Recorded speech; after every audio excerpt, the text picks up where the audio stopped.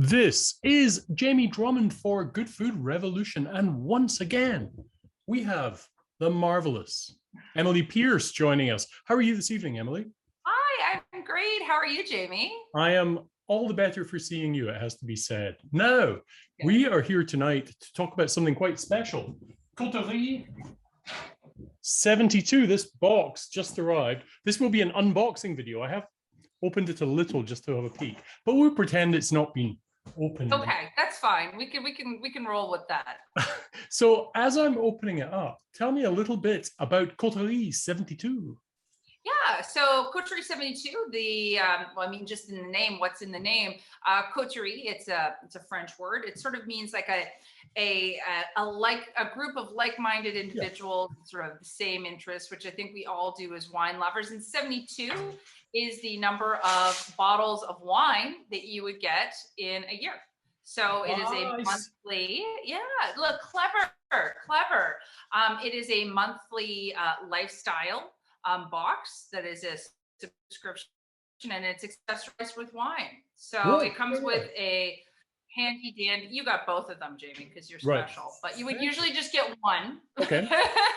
So you have the Coterie Delights and the Coterie Surprise. What's the difference between these two? Yeah, so there's the two. There's Surprise and there's Delight.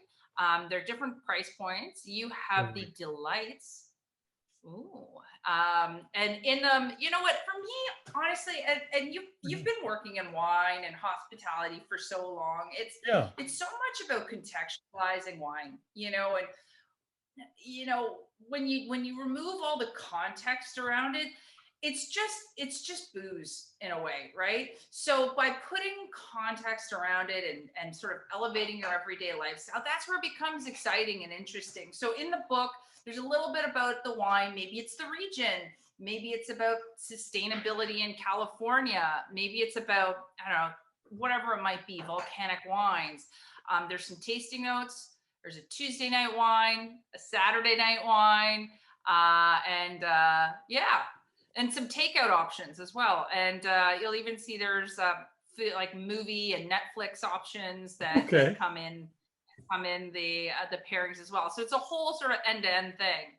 So this is a really awesome wine. Yeah, tell me about. I'm unfamiliar. A nice Reuilly from Dyckerhoff, and this is I'm trying to find the vintage on here. There you go, 2019. Yep, 2019. So it's nice and fresh. Great vintage in the region. I really enjoy. I enjoy this wine. I enjoy this producer. It's a little bit smaller of a producer. I think we all, are very familiar with Sauvignon Blanc. And all the different beautiful incarnations of it. I think Sauvignon Blanc is really interesting because, as you know, Jamie, you've probably drank Sauvignon Blanc from everywhere. Yeah. I think it's really interesting as it's a bit of a chameleon. It can really reflect the terroir, the sense of place, but also winemaking styles. Yep. So this is I think that's very interesting. To me, it's very interesting. So this is so Loire Valley. This is just 90 minutes, not even 90 minutes from Sancerre. So it's from the Central Vineyards. It's so fresh. It's so clean. It's so focused. I really love this wine. It's a bit of a small producer. It's not in the LCBO. None of our wines are. And I just really love it. And what was the inspiration behind all of this, Emily? And again, a follow-up question to that is, how do you go about choosing these wines? Yeah, great question. So I think, I've worked in wine a while. I won't say how long because it might date me a bit. It's not that long. So I'm no longer going to be like young gun sommelier. I might go to the other category. Yeah, I might be soon. Nonsense, absolute nonsense. So this is really a bit of a love story on the experiences I've had with wine, with food, with culture, with history, the stories behind wine, the history behind wine. Again, it's all about wine in context, and it's sort of taking a little bit of the inaccessible nature, about wine away. You know, you want to make and have things that are accessible and they're enjoyable, but you also want to learn a little bit, right? Like it's not just, there is a lot of history and culture and, geology and geography, and there's so much. So you don't want to strip it down to be trite about it, that's for sure.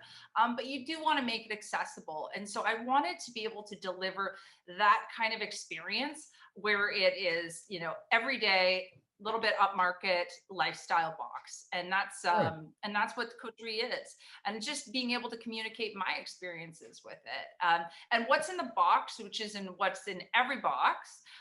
These are all small batch producers, sort of artisanal producers, non-LCBO wines, that are sometimes they're a little bit off the beaten track, and sometimes they're right down the plate. I think everybody's had Sauvignon Blanc, but maybe you haven't had it from this region. I know in the surprise box, it was from Gascon, which is sort of interesting, right? And it's an interesting region. So it's sort of unique to talk about how those wines are different. And you got a little bit of a special box. Most people, so in the box you get 3 different wines, 2 bottles each, so you get 6 bottles. You got a little bit of an experience box where you got a little pack of sort of make it yourself guacamole. Yeah, I was looking at this. I was trying to work out. I hope you enjoy it. There we go. I packed that myself, Jamie. My son, you packed this yourself. Thank you. It's very well packed. I appreciate that. So we got a couple of avocados, some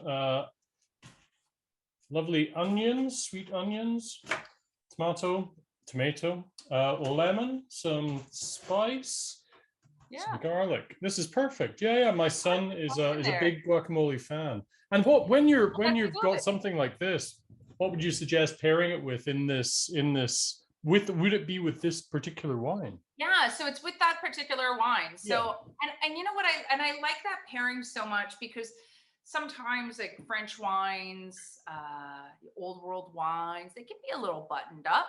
If you look at the bottle, maybe you don't know it's Sauvignon Blanc. Maybe, they're labeled by appellation and not great. And this is such a great way. I think it's so accessible. You don't often think about having a very kind of pedestrian or Tuesday night thing like guacamole and warm chips with something that's maybe a little bit more, I don't know, upmarket. But I heard you. I think it's so great. It's so good together, because you have that beautiful, luscious fat from the avocados, balancing that lovely crispy acidity of the wine, the play on the lime in the wine and the lime in the guac. And it's great. And I think that you can enjoy these wines in these kind of ways. And it doesn't have to be, how many times have we gotten a magazine and you're like, pair it with squab and plum sauce. And you're like, Let's go and grab a squab from the fridge. Yeah. You could go squab hunting. Squab's just pigeon. I could get a few of those out here. I bet you could. Yeah. No, I do. I have to say, I'm impressed by the visual appeal of the tasting notes, because quite often I find tasting notes to be like quite drab and uninteresting. I've written a lot of drab and uninteresting. Your tasting notes were never drab. No. But I love the like just the color palette on this as well. What's the story behind the whole design of the thing? Thank you. Actually, thanks for asking. I really do love the brand. I know you're not probably supposed to, I don't know if it's taboo to talk about the brand behind the business. So we've committed to working with female-owned and operated businesses, independent businesses for Coterie 72, preferably BIPOC women as well. Yeah. So as you know, supporting women in wine and women in business is a passion of mine, and it's something that I really do believe in. And so an amazing group of women based out of Toronto helped develop the brand behind Coterie 72. Incredible photographers, social media people, just a really great team of diverse and unique women that we were really lucky to work with. And we're all the better for it. So it was a really great opportunity to engage these small businesses and these small women-owned businesses. And I think the product speaks for itself. Now, the always almost a little bit gauche question, but I always like to ask it. How much does this end up costing? You have the two different levels, right? Yeah. And this is a month. So it's $200, right? Every month. You know, once sort of everything's said and done, it's around $200. Yeah.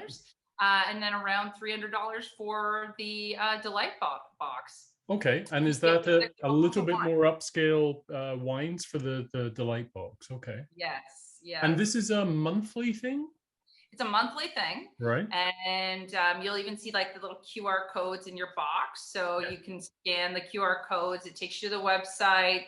There's more interesting recipes and information that you can go and see there as well. And what kind of uptake have you had thus far? It's been really interesting. You know what? It's so funny. New endeavors are so exciting. Yeah.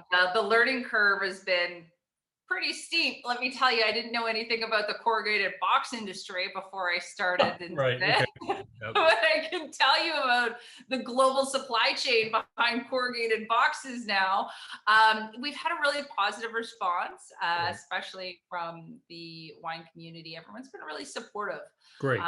And I'm really grateful for that. It's a bit of a new endeavor, dipping our toes in it. And yeah, there's a lot of interest in it. And I think that the way people look at lifestyle choices, and making consumer purchases has evolved. COVID has changed how we purchase things, how we bring things into our house, convenience, all these sorts of things. Not a lot of people want to necessarily go line up at the LCBO all the time. And I think that there's a trend that people want to elevate their everyday lifestyle. They want convenience. They want the sort of best for their money.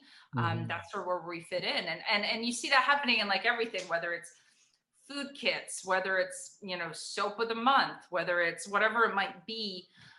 People want something a little bit better, and they want that convenience, and they want sort of a unique experience around it. Like, it's all about the experience. So we've had a really great response from the community around the product.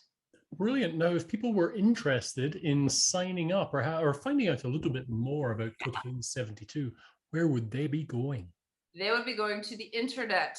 www.coterie72.com. And you can find us on social media, which is, again, Jamie, it's another learning curve, let me tell you. Yes, I can imagine. Working in social media. So we are at Coterie 72 on Instagram. We are on Facebook as well. So that's been another interesting world that we've been able to, that I've learned quite a bit about as well. Cool. And Good Food Revolution viewers can get 15% off with a very special code that I will reveal a little bit later. Actually, I'll reveal it in my write-up below this video when I post it this week. Emily Pearce, thank you so much for joining us today. Always a pleasure to see you, and thank you for introducing us to the world of Coterie 72. Thank you, Jamie. Such a pleasure to see you as well. I hope you're doing great. I hope to see you soon. We'll see about that. Yes. Take care. Thank you very much, Emily. All right, thank you. Bye.